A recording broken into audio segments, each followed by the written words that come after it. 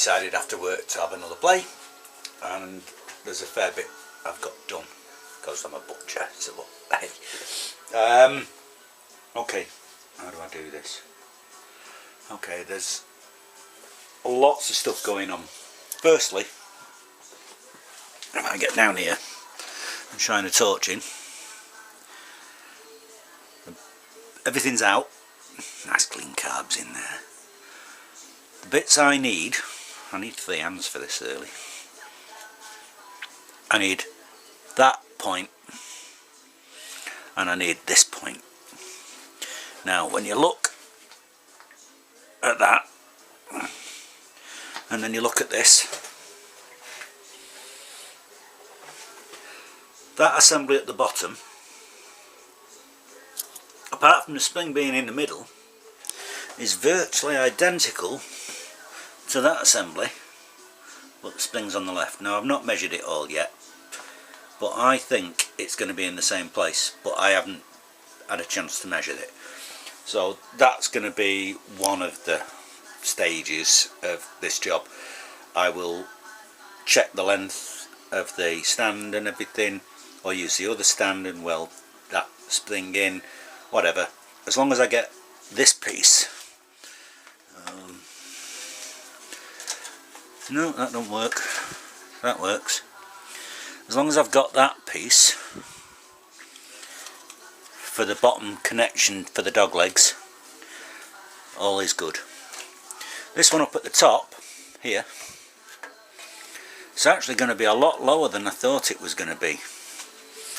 It will come across here. I may have to modify this side bracket, but it comes across here. I'm hoping it measures high rather than low, because I quite like this. It's one of the battery compartment jobbies, and I think it might even miss the battery, but if not I'll just move that.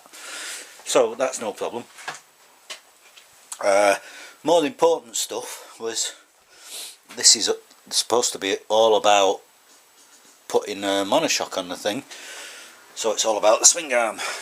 So I'm bringing this lamp with me because it's getting a bit dark. So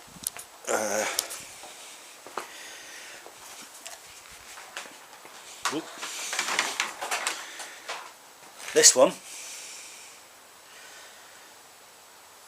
is about 15mm longer than this one in that dimension, going crosswise.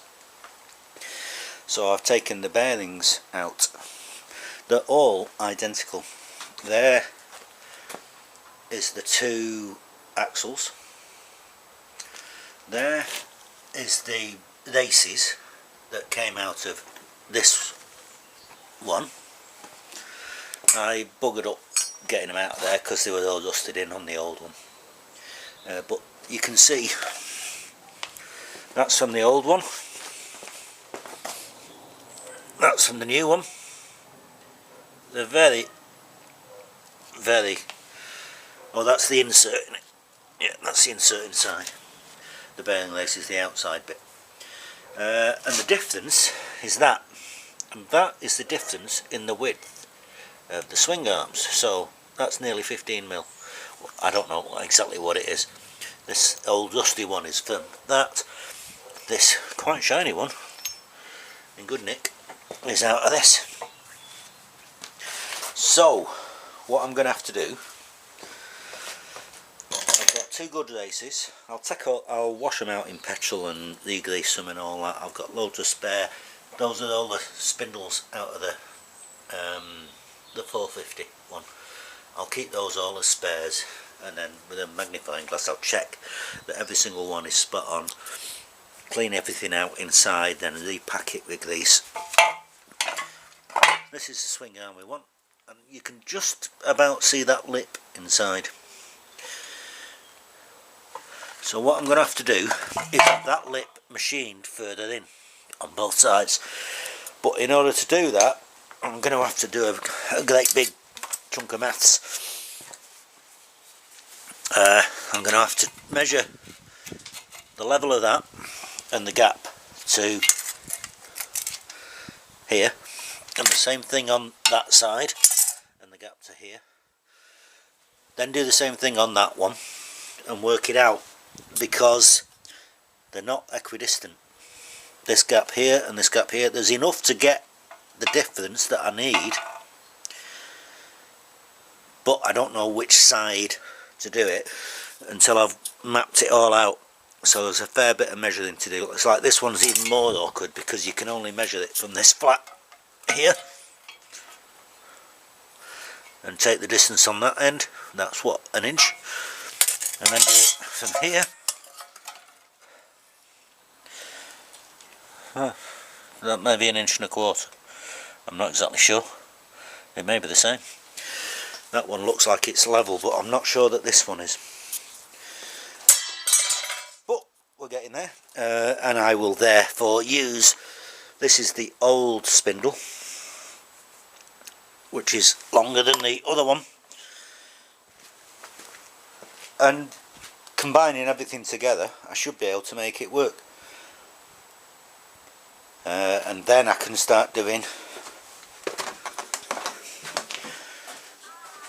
changing that or adding to that if it's in exactly the same location. I have to measure everything based on this point here, the spindle location. So up from the spindle location you measure the arc, and then you get the gap to give you how far back this centre point, but it's going to come about here, which is way underneath the carbs, which is fantastic.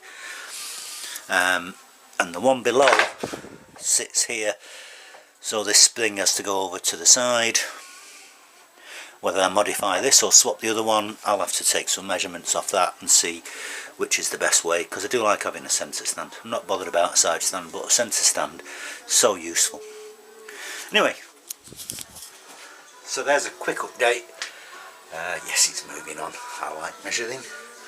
Next thing is a load of graph paper, chart both of them, make sure everything's true and square and that I know exactly what the difference is, and then I'm going to have to take it to a machine shop. But that's fine, because I'm going to have to take this off.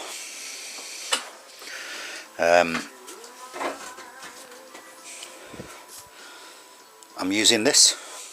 I'll be using the under piece from the top. It's here. I'll be using that. I'll be using these. I'm going to keep those as stock, and get, don't know where they are actually, those things I showed you the other day that were too broad. I'm going to get some smaller ones that are actually for 7/8 bars and will fit into these exactly. It shouldn't be too much work to research that, and then it will give me a cush fitting, and it will clear the way the top of these stick out by about that much. The steering lock ain't going to work, because this one's an external steering lock and the other one's an internal steering lock. But while I'm getting the stem pressed out of that one over there and pressed into this one, because they are identical diameters, if they can press that out, if they can maintain that slot in the right orientation, then it will work with the steering lock, which is up there on that. If not, I'll just grind it off and do without one. Anyway, that's enough for now. Next job for me tonight is get these off from the frame mount temporarily, because I want to take the bottom frame mount off anyway, but I can't do it till I've got them off, because they need to go with the fairing so I can get it on eBay. Okay, right now, ride safe.